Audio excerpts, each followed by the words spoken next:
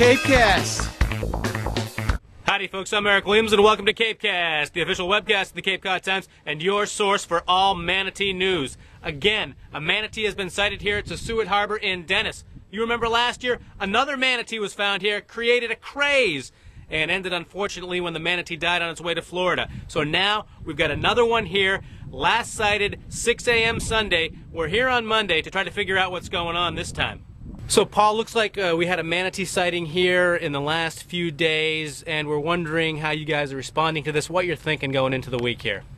At this point, we had a report at 6:15 yesterday when the harbor master went out to check that the manatee was over on the east dock inside the inlet.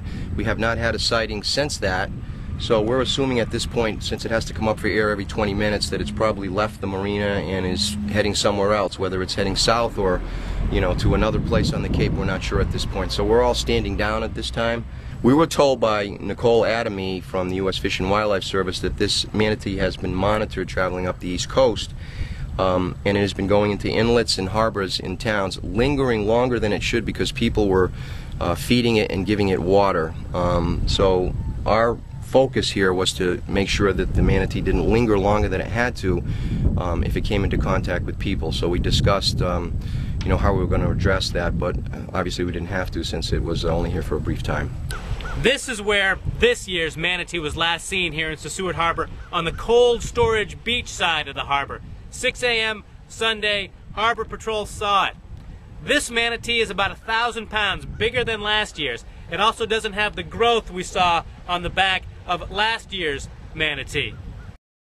Last year, as you know, first event ever, so it was a surprise to all of us. I think we did a pretty good job. The town did an excellent job, I think, in dealing with the public and you know, rescuing the manatee.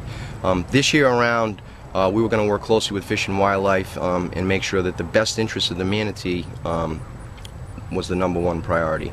To get it out to folks who might be coming to see, because it certainly is a matter of curiosity, as we learned last year. There's some basic sort of rules here. We don't want to be feeding it, and no fresh water. Is that what we're talking about? Yes. The rules are basically no fresh water, no feeding, and actually a manatee is attracted to vibrations, noise, and people. So really the best thing to do, federal law requires people to be back 150 feet. So the best thing to do basically is, you know, adhere to those requests.